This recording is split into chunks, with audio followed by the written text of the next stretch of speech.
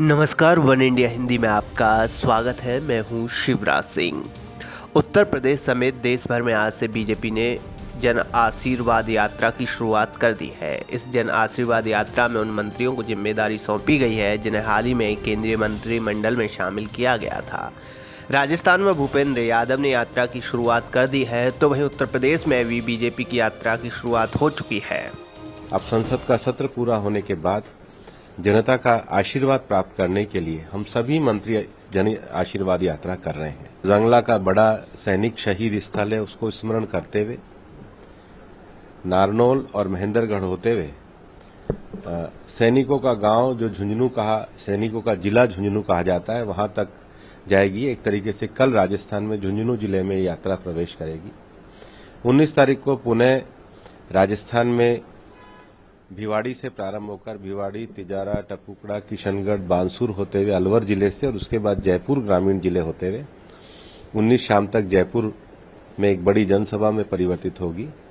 20 तारीख को जयपुर से निकलकर किशनगढ़ होते हुए मेरी हमेशा कर्म भूमि रही अजमेर तक जाएगी।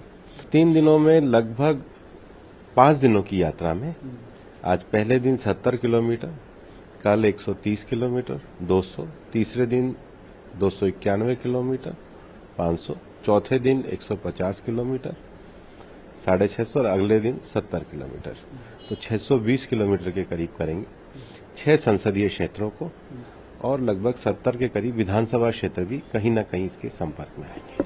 बता दें कि उत्तर प्रदेश समेत कई राज्यों में अगले साल विधानसभा के चुनाव होने हैं। इससे पहले बीजेपी की इस यात्रा को काफी अहम माना जा रहा है। बताया जा रहा है कि उत्तर प्रदेश में कोरोना की दूसरी लहर में जनता के बीच राज्य सरकार को लेकर काफी नाराजगी है। कई विधायकों और मंत्रियों ने अपनी ही सरकार के खिलाफ मोर्चा खोल दिया था। अब उन खामियों पर पर्दा डालने और कार्यकर्ताओं के साथ ही जनता को भी संतुष्ट करने के लिए ये यात्रा निकाली जा रही है।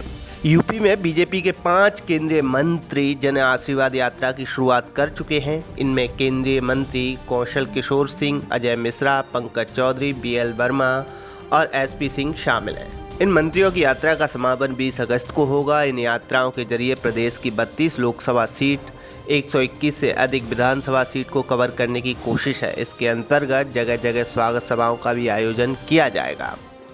वन इंडिया हिंदी से बात करते हुए बीजेपी जन आशीर्वाद यात्रा के प्रभारी एवं MLC गोविंद सिंह नारायण शुक्ल ने बताया कि इन यात्राओं के माध्यम से करीब 3,500 किलोमीटर की यात्रा तय की जाएगी। इस दौरान 150 से ज़्यादा सभाएं आयोजित होंगी और 500 स्वागत सभाओं का कार्यक्रम रखा गया है।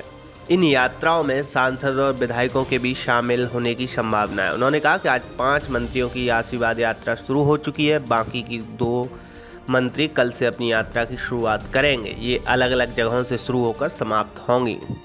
बीजेपी ने जन आशीर्वाद यात्रा के जरिए मंत्रियों को मंदिरों एवं मठों के साथ ही वैक्सीनेशन सेंटरों तक भी पहुंचने का टास्क दिया है। पदाधिकारियों की माने तो यात्रा के दौरान रास्ते में यदि मंदिर मठ पड़ते हैं तो वहां के साधु संतों का आशीर्वाद भी मंत्रियों को लेना है। इसके अलावा यदि यात्रा के दौरान रास्ते में कहीं वैक्सीनेशन सेंटर मिलेगा तो वहां भी लोगों से और वहां काम कर रहे स्टाफ से मंत्री वहां की स्थितियों की जानकारी लेंगे।